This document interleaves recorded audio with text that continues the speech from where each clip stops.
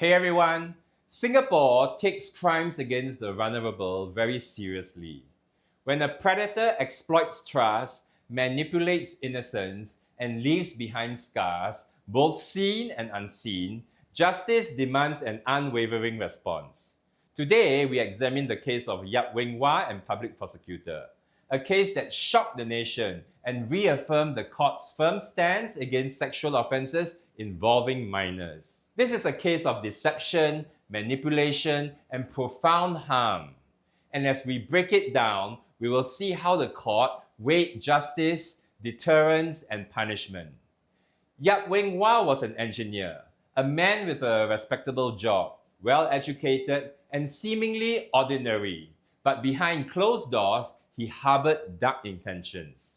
He used technology as his hunting ground, creating fake online profiles on Facebook to target unsuspecting young boys. Posing as a friendly mentor or an older brother figure, he gained their trust and made them feel safe. Over 2.5 years, Yap Weng Wah executed a systematic and deliberate plan. He lured in 30 boys between the ages of 11 and 15, coaxing them into engaging in sexual acts with him. These acts ranged from blowjobs to digital penetration. Digital penetration means fingering, and anal sex. Some of the victims resisted, but Yap used emotional manipulation to break down their defenses. He filmed many of these acts using his mobile phone and stored them onto his laptop for personal viewing.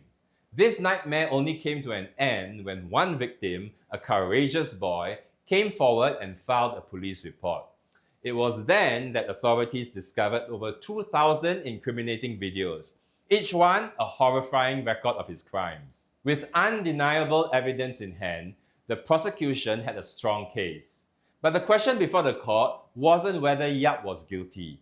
He had already pleaded guilty to 11 charges of sexually penetrating a minor below the age of 14, punishable under Section 376A3, and one charge of sexually penetrating a minor below the age of 16 under Section 376A2, and he consented to 64 other charges being taken into consideration for sentencing. The real issues before the court were the appropriate sentences or benchmarks for such an extensive pattern of abuse, whether caning, a punishment reserved for the most severe cases, should be imposed, and whether his psychological condition of hebephilia should lessen his culpability. Hebephilia is a strong, persistent sexual interest in pubescent children, typically ages 11 to 14.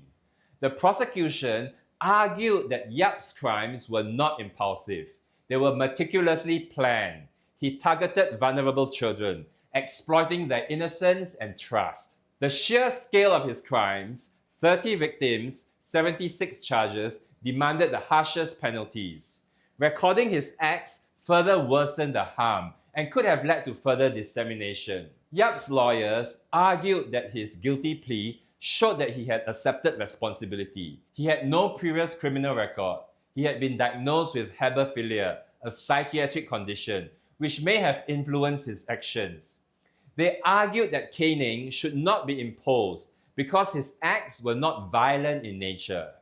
Both sides made compelling arguments, but the court had to weigh public interest against the personal circumstances of the accused. After careful deliberation, the court handed down a decisive ruling.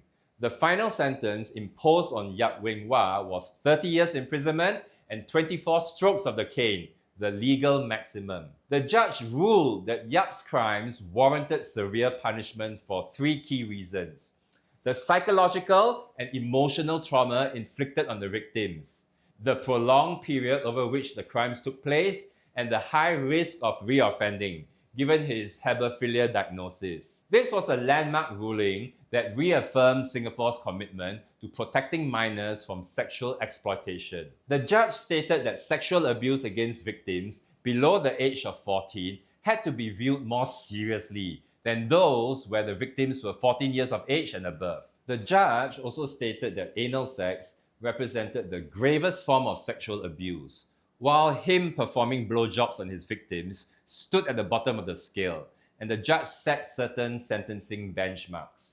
In the absence of aggravating or mitigating circumstances, 10 years imprisonment should be the benchmark sentence for sexual penetration of a minor below 16 years of age involving anal sex under Section 376A3. For offences involving oral sex under the same section, 6 to 7 years imprisonment should be the benchmark sentence. The judge noted that the aggravating factors which were taken into account at the first stage of sentencing were that there was significant premeditation.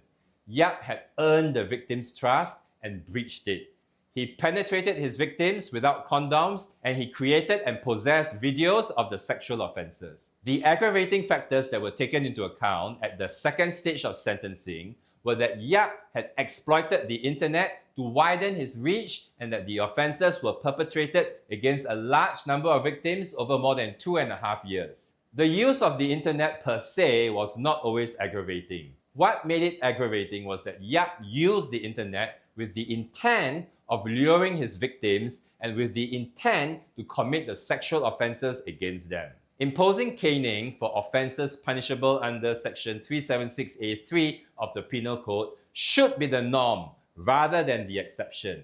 On the facts of the case, the judge said that 6 strokes of the cane was appropriate for each offence of anal sex and 4 strokes of the cane for the offence of receiving oral sex. In total, Yap was to receive only 24 strokes of the cane, the maximum allowed. This case forces us to confront an uncomfortable truth.